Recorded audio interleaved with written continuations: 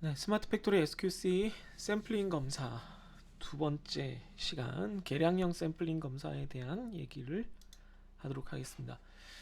지난 시간까지 개수형 샘플링 검사들 우리가 같이 한번 알아봤고요. 네, 오늘은 계량형 샘플링 검사를 통해서 샘플링 검사 파트를 완료하도록 하겠습니다.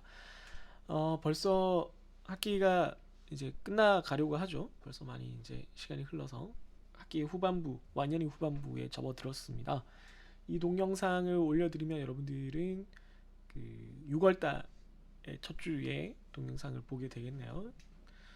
그러면은 뭐 지금 이번 1학기는 코로나 때문에 조금 길어지긴 하니까 6월 26일에 끝난다라고 봤을 때 뭐 한 3주 정도 남았습니다. 기말고사를 빼면은. 그래서 아마 샘플링 검사하고 뭐 그 후에 관리도 정도 배우면 끝나게 될 텐데요. 막판으로 왔으니까 조금만 더 힘내서 공부를 계속 같이 해나가도록 합시다. 네, 계량형 샘플링 검사에 대한 얘기를 한번 시작해 볼게요. 계량형 샘플링 검사는 개수형 샘플링 검사와 달리 그 품질 특성치가 연속적으로 측정되는 값이에요. 네, 그러니까 개수형 샘플링 검사는 각각 한 제품 한 제품에 대한 그 검사 결과가 그 측정 결과가 뭐 얼마 이상이면 불량 뭐 이렇게 해서 끝나서 불량이다 아니다, 적합품이다 부적합품이다 이렇게 결론이 나는 것이라면, 혹은 큰 도구나 어떤 범위에 대한 측정인 경우에는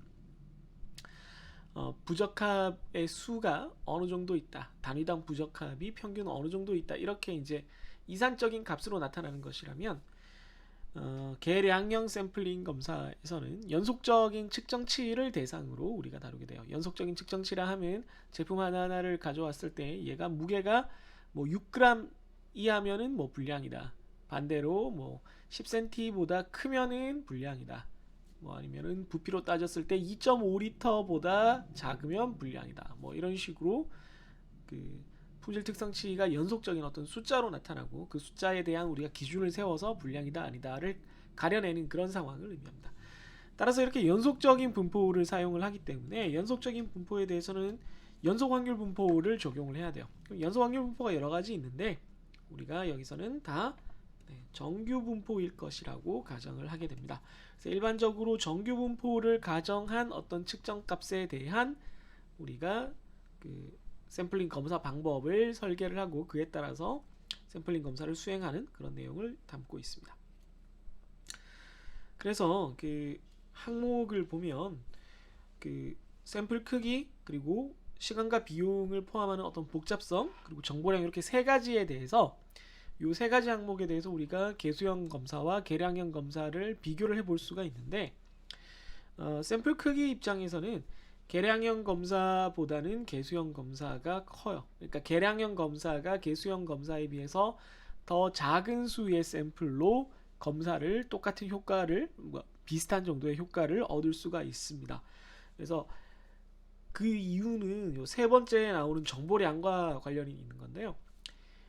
얘가 합격했다 안 했다가 아니라 합격을 했더라도 제한선 근처에서 간당간당 합격을 한 경우도 있을 거고, 혹은 불합격을 했더라도 제한선 근처에서 간당간당한 경우가 있을 거예요. 반대로 합격을 했는데 아주 넉넉하게 그 규격의 한가운데에 있는 경우가 있을 수 있고, 불합격도 제한선 근처가 아니라 엄청나게 큰 분량이 생긴 경우가 있어요. 이것들에 대해서 우리가 평가가 달라져야 되거든요. 그래서 그것들에 대한 정보, 얼마나 규격에 정확하게 들어왔고 혹은 얼마나 벗어났고를 다 표현해 줄 수 있는 수치가 우리가 그 연속적인 값으로 표현이 되기 때문에 그 값을 이용하면은 그 단순히 합격 불합격 이상의 정보를 우리가 다룰 수가 있게 돼요. 그렇게 되다 보니까 정보량이 계량형 검사 쪽이 더 많으니까 그 샘플의 크기는 상대적으로 더 작을 수가 있게 됩니다. 그런데 좋은 것만 세상에 있지는 않을 테니까 그 반대급부가 항상 있겠죠. 네, 반대는 복잡성, 시간과 비용이 많이 든다는 거죠. 그러니까 하나하나 검사를 하는 데 있어서 이게 합격이다 불합격이다 이렇게 해서 간단하게 끝내는 게 아니라 이게 정확하게 이게 몇 센티인지 뭐 몇 킬로그램인지를 제어하기 때문에 조금 더 시간과 비용이 많이 소모된다는 거죠. 그래서 복잡성 측면에서 계량형이 계수형보다 좀 더 불리한 측면이 있기 때문에 반대로 측정을 했을 때는 정보량과 샘플 크기에서는 더 유리한 그런 특성을 가진다라고 말씀드릴 수가 있겠습니다. 계량형 샘플링 검사에 관련된 표준들도 계수형 샘플링 검사에 관련된 표준들과 비슷해요. 비슷한 그런 목록들이 있는데 계수형 샘플링 검사를 통해서 서로 다른 형태의 검사 표준이 갖는 의미에 대해서는 어느 정도 살펴봤다라고 생각을 하기 때문에, 또 계량형 샘플링 검사는 방금 전에 말씀드린 것처럼 계량형 샘플링 검사에 포함되는 수치들이 0, 1 이산적인 값이 아니라 연속적인 값이라서 조금 더 과정을 이해하는 이론이 복잡해지는 측면이 있어서 전체 이론에 대한 설명을 좀 길게 드리고, 개별 표준에 따른 검사 방법, 검사 방식의 차이는 기본적으로는 앞에 계수형 검사에서 여러분들이 배웠던 거를 생각을 하시면 되겠어요. 그래서 여기서는 계수 및 계량 규준형 1회 샘플링 검사와 3951-1에 해당하는 계량형 샘플링 검사 중에 단일 품질 특성 단일 AQL에 대한 로트별 검사를 위한 합격 품질 한계, 그러니까 AQL 지표형 1회 샘플링 검사 정도에 대해서만 설명을 드리도록 하겠습니다. 같이 한번 하나씩 살펴보도록 하죠. 네, 우선 이론적인 것부터 백그라운드 이론을 한번 같이 배우겠습니다. KSQ0001이라는 표준으로 되어 있는데, 여기에 사실 계수형 계량형 샘플링 검사에 대한 기본 이론이 다 포함되어 있어요. 그래서 지금 제가 전체 요 파트, 요 이론에서 다루는 내용들을 크게 세 조각으로 나눠놨습니다. 크게 세 조각으로 나누는 기준이 로트, 전체 모집단의 표준 편차에 대해서 알고 있느냐 모르고 있느냐가 있고요. 그 다음에 품질 검사를 설계를 할 때 그 품질 검사를 통해서 우리가 그 품질 검사를 수행을 했을 때 그 결과로 얻어지는, 보증되는 것이 로트의 부적합 품률, 그러니까 로트에 포함된 부적합 불량률이 어느 정도 수준이다, 어느 정도 수준일 때 어느 정도 합격된다, 이거를 보증하는 방식일 거냐, 아니면 로트에 포함된 것이 평균적으로 이 정도의 수치를 가질 때 얘를 합격시키는 것을 보증할 것이냐, 이렇게 두 가지로 나뉩니다.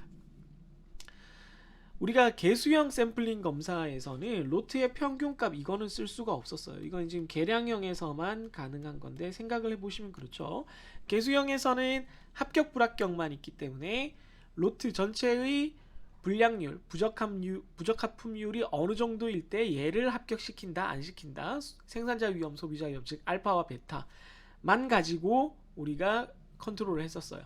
그러니까 되게 좋은, 불량률이 되게 작은 로트에 대해서는 이 정도를 합격시키고, 되게 나쁜, 불량률이 이만큼 높아진 로트에 대해서는 합격률을 이렇게 낮추고, 이런 식으로 조정을 했었는데, 불량률이 높다 낮다가 아니라 불량률이 낮더라도 평균값이 요 경계선, 규격 근처에 있으면 찝찝하다는 거예요. 뭐가 조금만 틀어지면 왕창 다 불량이 될 수 있으니까. 그래서 평균값이 규격보다 훨씬 안쪽인 어떤 놈은 내가 이만큼 확률로 합격을 시켰으면 좋겠고, 평균값 자체, 로트 전체의 평균값이 규격 근처에 있거나 규격을 벗어난, 규격을 벗어나면 안 되겠지만 규격에 좀 많이 다가간 이런 로트에 대해서는 요 정도로 합격률을 낮췄으면 좋겠다 라는 목적을 가지고 우리가 샘플링 검사를 디자인을 할 수가 있어요.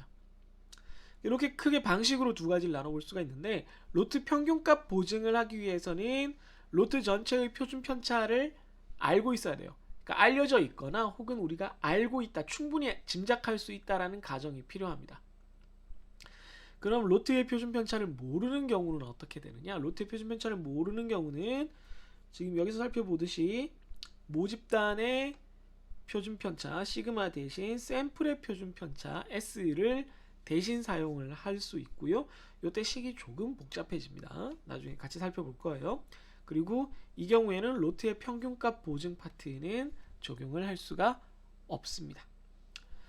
제가 지금 조금 가리고 있는데, 여기 밑에 보시면 모집단의 표준 편차, 로트의 표준 편차를 안다라는 거는 어떤 경우냐면 생산이 굉장히 안정돼 있고, 그래서 크게 변하지 않을 거라고 생각되고, 그래서 과거의 경험으로부터 우리가 공정의 표준 편차를 이미 알고 있다라고 할 때 공정 표준 편차를 추정을 하거나 아니면은 자료를 통해 가지고 추정을 하는 방식이 있어요. 과거의 로트에 대해서 자료를 구해서 그걸로 모집단의 그 이번 로트의 표준 편차가 안정돼 있으니까 이럴 거라고 이렇게 짐작을 해서 사용을 하는 건데, 그 우리가 나중에 관리도 배울 때 조금 더 자세히 나오지만, 그럴 때 이제 간단하게 계산을 하는 그 추정법 중에 하나는 각 로트의 최대값과 최소값을 뺀 그 레인지 값의 범위, 최대값 최소값 범위들을 다 모아서 걔네들의 평균을 낸 것을 R바라 그래요. 그러니까 레인지의 평균이니까 R바를 어떤 값을 D2라는 값, 요건 뭐 표에서 찾을 수가 있는데요. 그 샘플 로트 크기에 따라서 요걸 D2로 나눠서 이렇게 보면은 그걸 시그마의 불편 추정량으로 사용을 하는 방식이 있습니다. 이런 식으로 모집단 시그마에 대해서, 로트 시그마에 대해서 우리가 알 수 있다면 요 표에서 윗줄에 해당하는 요 두 가지 방식을 다 쓸 수가 있겠습니다. 그럼 요 세 가지 방식이 어떤 식으로 이루어지는지를 지금 대충 설명드리고 있는데, 요 전체 그림을 이해하고 각각의 방식에 대해서 여러분들이 알아가셔야 돼요. 요 왼쪽 두 가지 로트의 부적합 품률을 보증하는 건 아까도 얘기를 했지만, 좋은 로트는 불량률이 P0고 나쁜 로트는 불량률이 P1일 때, 좋은 로트는 1-알파만큼 합격을 시키고, 바꿔 말하면 알파의 생산자 위험, 알파만큼의 탈락 확률이 있는 거고, 나쁜 로트 P1만큼의 불량률을 가지는 로트는 베타만큼의 소비자 위험, 즉 베타만큼의 합격 확률을 갖도록 설계를 하고 싶다는 거예요. 단 이때 알려진 게 모집단의 로트 표준 편차와 그리고 규격입니다. 요거는 규격 값이에요. 네. 요 정도 값까지는 합격이고 그 이상은 불합격이다라는 그 수치의 한계가 있어야 되겠죠. 지금 SU라고 된 건 어퍼 리밋만 있는 거예요. 스펙의 어퍼 리밋만 있는 겁니다. 그러니까 상한 값만 있는 거예요. 작을수록 좋은 그런 값입니다. 물론 이제 아래쪽 하한 값이 있는 경우도 우리가 다루게 돼요. 양쪽을 다 우리가 한 번씩 살펴볼 겁니다. 그런 경우에 그 각각의 자료, 각각 개별 상품에 대해서는 만약에 우리가 측정을 해서 SU를 넘어가면 불합격, SU를 안 넘어가면 합격, 이렇게 따질 수 있지만, 우리가 로트에 대해서 전수 검사를 할 게 아니라 샘플링 검사를 할 거란 말이에요. 그러면은 로트에 대해서 샘플링을 따냈을 때 몇 개를 샘플링을 할 거며, 샘플 크기를, 그리고 그랬을 때 샘플의 평균이 얼마면은 합격을 시킬 거고, 샘플의 평균이 얼마 이하면은 합격을 시킬 거고, 샘플의 평균이 얼마를 초과를 하면 불합격을 시킬 거냐 하는 기준을 만들어야 되죠. 그게 XU 바가 됩니다. 이해되셨어요? 원래는 SU가 있는데 SU를 샘플의 평균에 대해서 그대로 적용시키는 게 아니에요. 샘플의 평균이 SU랑 똑같다라면은, 평균이 규격값이랑 똑같으면 절반은 규격을 넘는다는 거니까 불량률이 엄청 높은 거죠. 그러면 안 되고, 요 앞에서 내가 원하는 요 네 가지 조건, 두 가지 조건이죠 사실은. P0는 1-알파만큼 합격하고 P1은 베타만큼 합격을 하기 위해서는 n개를 뽑았을 때 그 평균이 XU 바보다 작아야 한다. 이런 식으로 샘플링 검사를 디자인을 한다는 거예요. 그러니까 우리가 개수형 샘플링 검사에서는 NC였잖아요. 이게 n과 XU 바 이런 식으로 바뀐 겁니다. 그래서 로트 표준 편차 시그마를 모르는 경우에도, S를 대신 사용을 해야 하는 경우에도 비슷해요. 네, 이건 비슷합니다. 네, 지금 마이크가 혹시 안 켜져 있나 깜짝 놀랐는데 비슷해서 시그마가 S로 바뀐 것 이외에는 같은 구조를 가지고 있어요. 네, 이런 정보들을 이용해서 n과 XU 바를 구하는 것은 똑같습니다. 로트 평균값 보증은 아까도 말씀드렸지만, 그 좋은 로트, 나쁜 로트의 기준이 로트 전체의 불량률이 P0다, 로트 전체의 불량률이 P1이다, 이게 아니라 우리가 어차피 연속적인 데이터를 사용을 하니까 그 데이터들의 평균값도 알 수 있지 않느냐, 단순히 합격 불합격이 아니라. 그래서 좋은 로트는 평균이 M0인 놈이고 얘는 1-알파의 확률로 합격을 시켰으면 좋겠고, 나쁜 로트의 평균은 M1이면은 이런 평균을 갖는 로트는 베타만큼만 합격을 시켰으면 좋겠다라는 걸 토대로 역시 시그마가 알려져 있을 때 n과 XU 바를 구하게 됩니다. 이때 우리가 특징은 뭐죠? 네, 여기 보시면 알겠지만 SU를 사용하지 않아요. 네, 요게 규격이라서 요 규격을 만족하면은 합격을 시키고 불합격을 시킨다 이런 게 없는 거예요. 그 규격이 없어도 돼요. 없어도 되고 그냥 이 정도 평균이면 되도록 합격을 시키고 이 정도 평균이면 되도록 합격을 시키지 말아주세요 라는 정보만 가지고 요 계산을 할 수가 있게 됩니다. 자, 그럼 요 방식들 하나 둘 세 가지 방식을 하나씩 실제로 이론적으로 한번 살펴보도록 하죠. 이 부분이 좀 어려울 수가 있으니까 좀 끊어가면서 할게요. 여러분들 시간이 좀 걸릴 수 있으니까 한번 살펴보도록 하겠습니다. 네, 첫 번째 계량규준형 1회 샘플링 검사의 지금 이론에 대해서 배우고 있어요. 지금 로트의 표준 편차 시그마에 대해서 알고 있고 그리고 로트의 부적합 품률을 보증하는 방식으로 우리가 그 이론을 배워보겠습니다. 첫 번째 거죠. 위에 여기 표에서 네, 여기에 해당합니다. 네, 요거 1번에 해당하는 놈을 우리가 다룰 거예요. 그래서 기본 가정이 뭐냐면은 모든 노트가 분포가 시그마예요. 좋은 노트든 나쁜 노트든 분포의 폭은 똑같다라는 거예요. 그래서 지금 그림을 보시면 이 왼쪽에 이렇게 정규 분포를 나타내고 있는 게 이게 좋은 노트예요. 오른쪽 분포를 보이고 있는 게 이 그래프가 나쁜 노트의 분포입니다. 네. 각각 평균은 M0와 M1으로 다르지만 M0, M1은 몰라요. M0와 M1으로 평균값이 다를 것이지만 시그마는 똑같습니다. 분포의 3포는 똑같이 시그마예요. 이놈이나 저놈이나 분포의 퍼진 정도는 똑같다라는 겁니다. 그렇다고 우리가 가정을 해야 돼요. 그런 다음에 품질 규격, 지금은 우선 상한에 대해서 배울게요. 하한은 어떻게 바꾸는지 나중에 한꺼번에 다룰 거니까 품질 규격의 상한이 주어져 있어야 됩니다. 그러면 지금 상한이 파란색 굵은 선으로 수직선으로 나타나 있죠. 여기가 SU. 네, 요 수직선이 지금 네, 규격입니다. 그러니까 이걸 위쪽으로 벗어나면 불량이라는 뜻이에요. 그래서 봤더니 좋은 노트에서는 여기 주황색만큼 이거 오타네요. 죄송합니다. 큰일 날 뻔했네. 그럼 다 오타라는 얘긴데. 네, 여러분한테 올려드릴 때는 제가 수정을 해서 올려드릴게요. 네.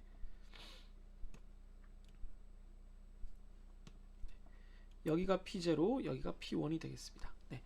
좋은 노트는 P0의 불량률을 가지고 있고 나쁜 노트는 P1의 불량률을 가지고 있습니다. 여기 주황색 부분이 P0죠. 좋은 노트는 이런 분포를 가지니까 SU를 넘어서는 영역이 이 주황색 영역이 되겠죠. 그래서 P0의 불량률을 가지고 있고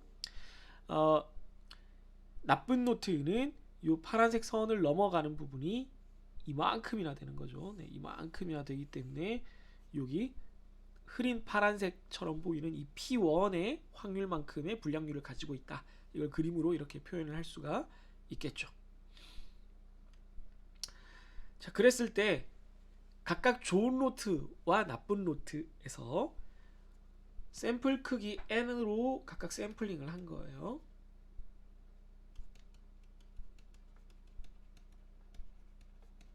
네, 나쁜 노트에서도 역시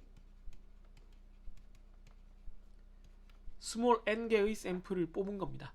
그랬을 때 이 각각의 분포는 좋은 노트에서 뽑은 샘플의 평균의 분포입니다. 샘플 평균의 분포예요.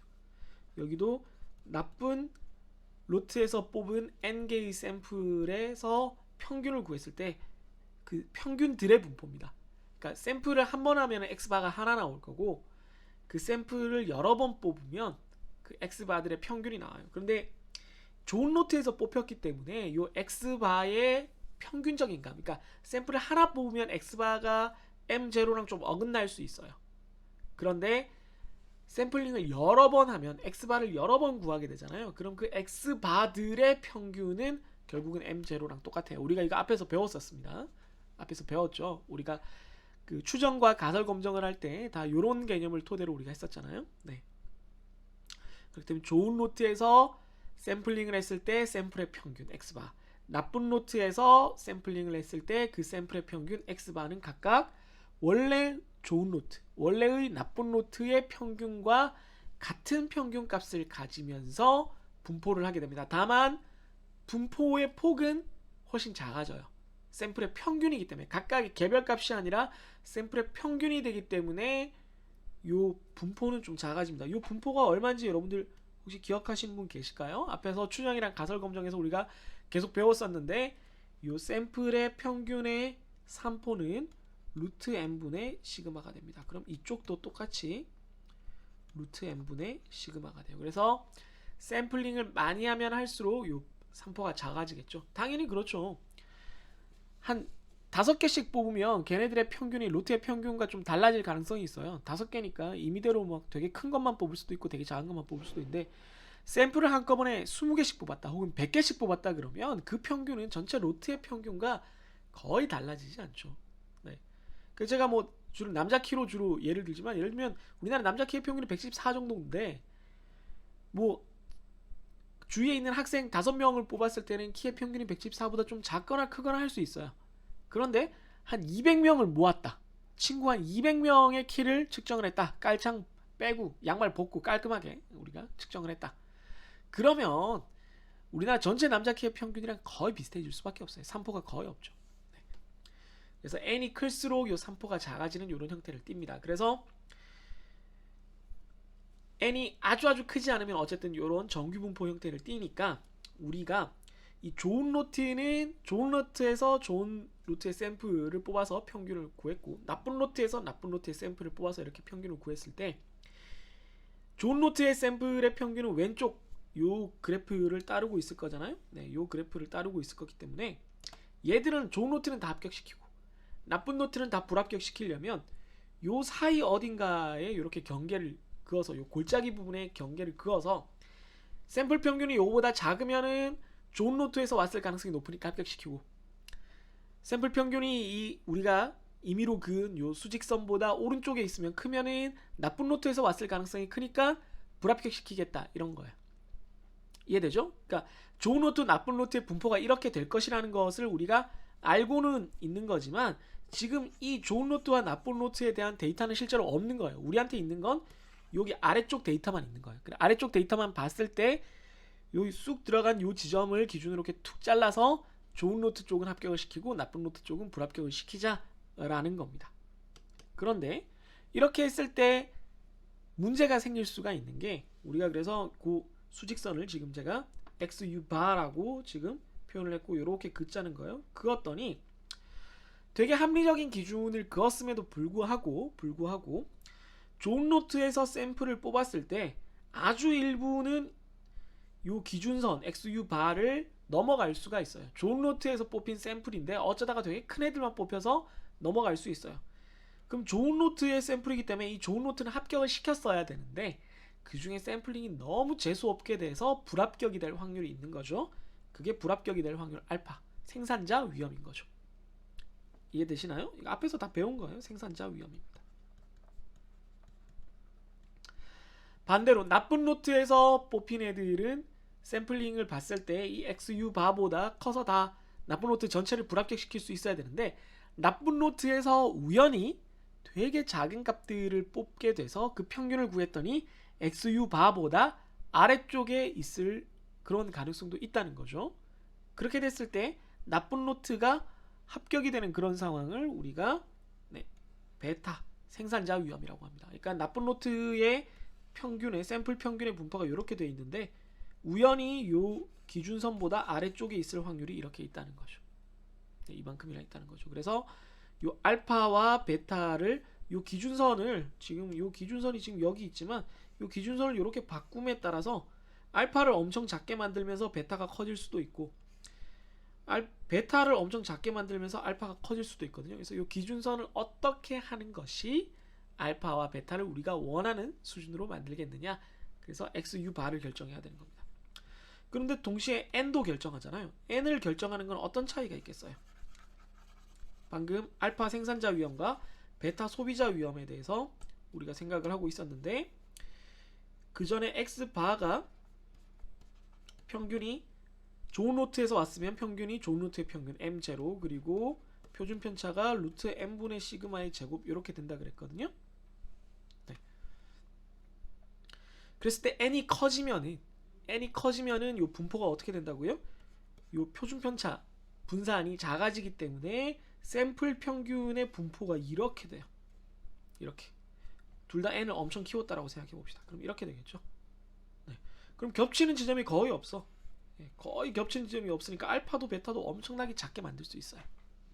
이해되세요? 이쪽을 대충 이렇게 기준을 잡으면 알파와 베타를 엄청나게 작게 만드는 것이 가능해요. 언제? n이 커졌을 때. n이 커지면 알파 베타를 아주 작게 만들 수 있어요. 근데 우리가 그렇게 안 하는 이유가 뭐예요? 그럴 거면 전수 검사하지.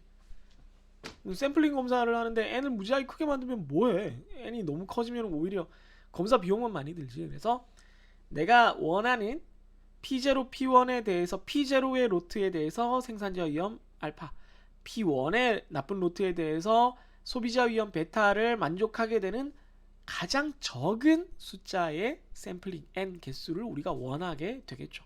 그걸 결정하는 그런 과정이라고 생각을 하시면 좋겠습니다. 이해하셨나요? 네.